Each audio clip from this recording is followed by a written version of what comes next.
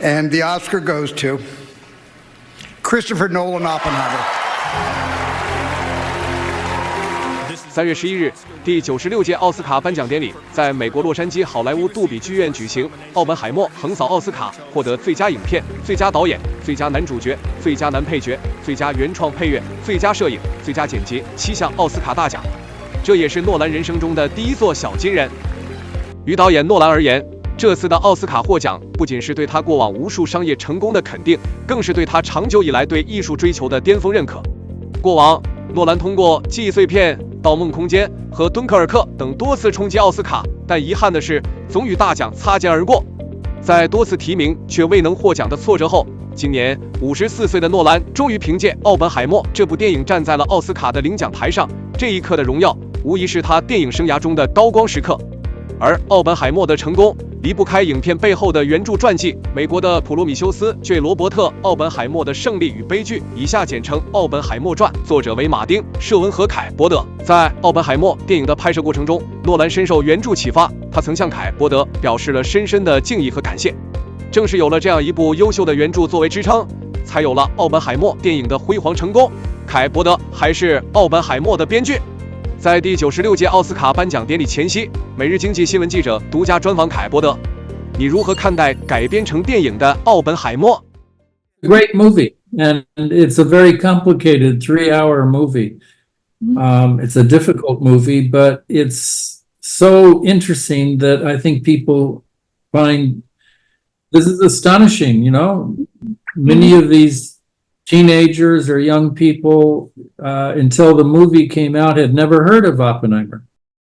They had no idea who he was. Maybe they vaguely associated his name with the atomic bomb, the father of the atomic bomb, but that's as much as they knew. And so it's a pleasant surprise to me that so many people, young people in particular, have gone to see the movie, and they realize that this history is very close to their own lives. It's even though it's 3 hours long, and it conveys a lot of good history, complicated history. But a 3-hour movie can never convey as much as a 720-page book. So my hope is that many of the people who saw the movie will go and read the book. 为什么不管是奥本海默电影还是书，都能受到众人的关注？ So people are looking at this story as a story about that is a very personal story about their lives. And it's reminding them that we're all living with the atomic bomb still. But it's also a story about science, and we're a global community that is drenched in science and technology and computers and now artificial intelligence. And so the scientists who are behind the revolution in artificial intelligence, all these breakthroughs that they're making, they are themselves talking about this as an Oppenheimer moment, as another moment in which scientists should be trying to explain to the public the choices we face in using this new technology, just as Oppenheimer was trying to explain after World War II, after Hiroshima and Nagasaki, that we need to face up to the hard questions of how to live with the atomic bomb. And he was arguing, of course, that we should ban the bomb and we should regulate the science and try to make sure that these weapons are never developed again. 你希望人们能从奥本海默的书、电影中领悟哪些东西？ Understand the terrible consequences of these weapons of mass destruction and how dangerous they are. I hope that young people read the book and begin to have a conversation about the history and the role of science in our life. Much of the science. We drive a car, but we don't understand how it works often.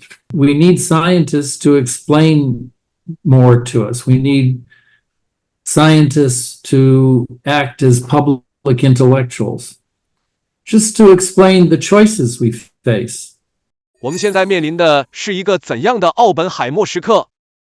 we're now facing with artificial intelligence the same kinds of issues. It's an Oppenheimer moment. This is what Sam Altman, one of the creators of artificial intelligence, has been saying. This is an Oppenheimer moment where we're at the beginning of this new revolution in this new kind of science, artificial intelligence, and we should, like Oppenheimer with nuclear weapons, we should be asking some of the tough questions about how to tame this new technology, make it more human, make it so that it's integrated into society in a humane way.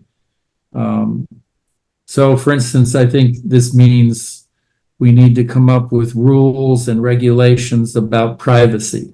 Artificial intelligence shouldn't be used to create fake stories about individuals. We can't stop the science. We can't uninvent the atomic bomb, but we can learn to regulate it and live with it in a sane way. And so far, we have not done that. 您如何看待 AI？ 用过 ChatGPT 吗？ Actually, I have not used ChatGPT. I'm afraid that ChatGPT is trying to take my job away from me. I fear, maybe not tomorrow, but in 10 years, 20 years, the computers will be able to make up stories and history and write books. I don't know. It is a serious worry. 您是如何坚持花数10年写一本书？ The writer's life is very lonely. You have to be alone. You have to be in a quiet place, and you have to find a way to to put your stories on paper or on the computer screen. Anyway, it's a very lonely process. So my strategy, particularly when writing a book, is I just take it one day at a time. I try to write for 3 hours. 3 hours, yeah. Only 3 hours and only 350 words a day. But every day, even Christmas Day, on weekends. Persistence is very important. 您最想给读者说什么？ TikTok, you can look at it and you get obsessed. You can spend a half an hour looking at dozens of little videos.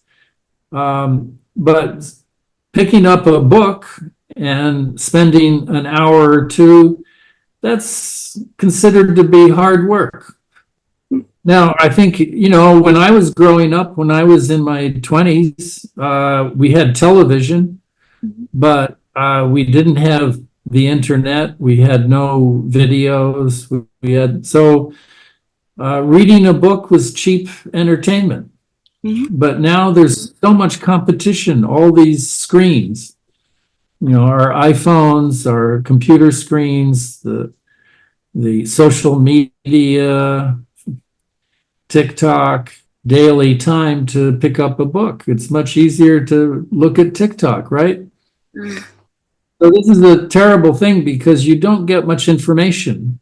Books are much more efficient at conveying large, complicated stories and history and emotions